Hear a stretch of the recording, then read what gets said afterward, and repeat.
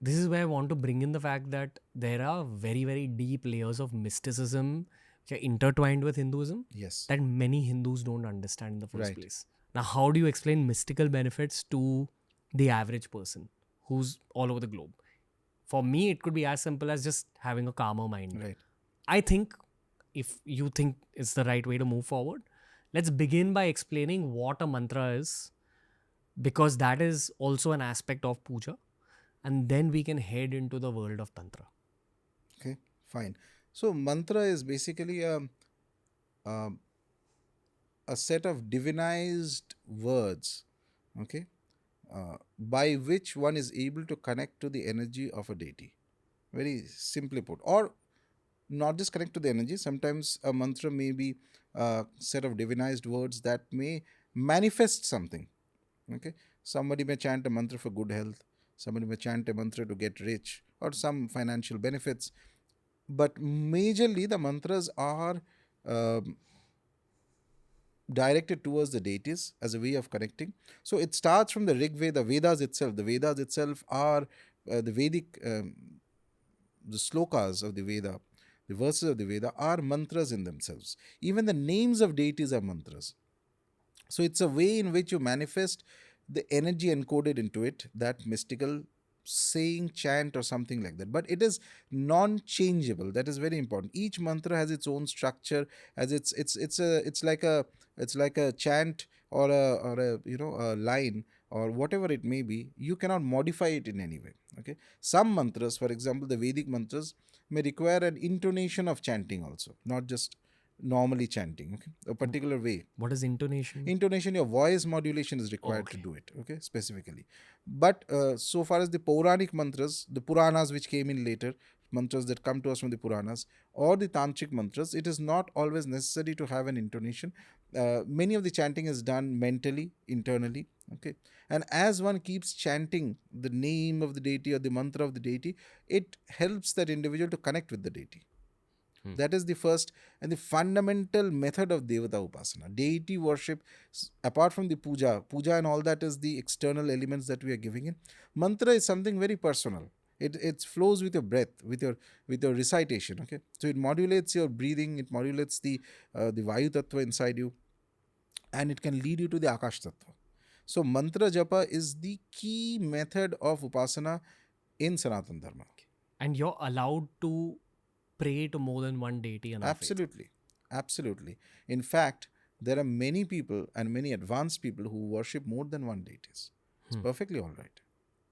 Yet there's a battle between the followers of multiple deities. Yeah, so it's not exactly a battle. I look at it as a culture of healthy conflict. Let's put it this way. So it's perfectly all right. Criticism is fine. Answering the criticism is also fine. In fact, the battles that happen today, I feel are much less than perhaps that used to happen at a much longer time. Really? Oh, there was a 600 year of intellectual, exchanges, kind of, for lack of words, Shastratra battle between two of the biggest Vedantic philosophies of Advaita, which is the non-dual philosophy of Adi Shankaracharya, and the Dvaitavada of Madhvacharya from South India. And 600 years, one after the other, greatest of stalwarts from each of the camps. And they were people with excellent, much beyond the average IQ levels of an individual, both spiritually, intellectually, in every sense. And they kept arguing with each other, discussing, debating their philosophies, and trying to show why their philosophy is better than others. 600 years. It's not even a one-day thing. And Who won in the end? it's not about who won. Debates never. My understanding of debates is that they never lead to winners or victors. Those who, losers, or that's the wrong word, but people follow what they have to follow. But this literature, now, this is the quality of the debate was very high. That is to be understood. It's not about mudslinging and all that. So they are doing finest of analysis of the philosophies, okay, and saying, okay, I follow this, you follow that, yours is wrong because of XYZ reason. And that the an intellectual from that side says, no, yours is wrong, because he counter analyzes that and gives a rebuttal to that. So like this, it continued for 600 years. Got it. Mm. Why did it stop at year 600? I think people got tired. Okay. Do you think that the modern Hindu understands Sanatan Dharma? No, broadly speaking? mostly no. What percentage of Hindus do you think actually understand it? There is some, but majorly they don't. But that's also because of certain historical realities that we had to pass through in the last century or so, because of colonization and things like that, etc. So a country that is already colonized, or there are foreign powers, it changes the mindset. So you look at life in a very different way.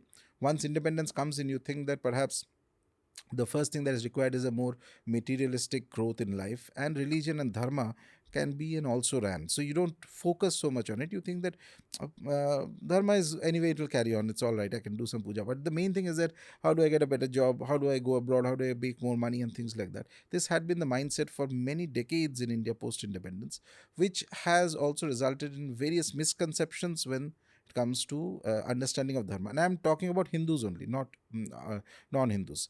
It's now that there is a sudden re-awakening of interest among Hindus to understand dharma in the right manner and practice that dharma. At least some change, though, I definitely see even among the youth. Okay.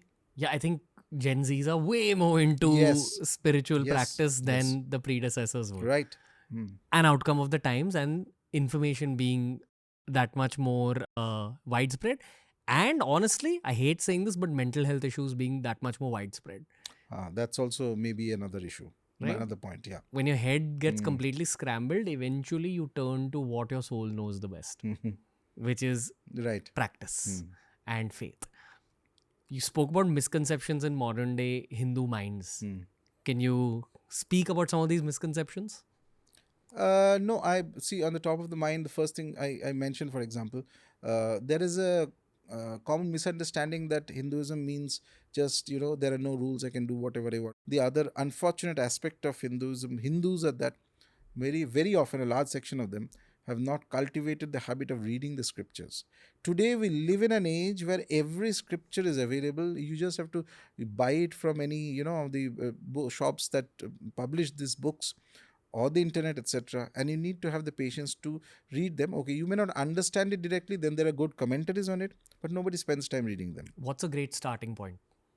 You can, if I always say that the best starting point means, if you are an upasaka, say you want to worship Devi, for example, so you read the Devi Bhagavatam, for example.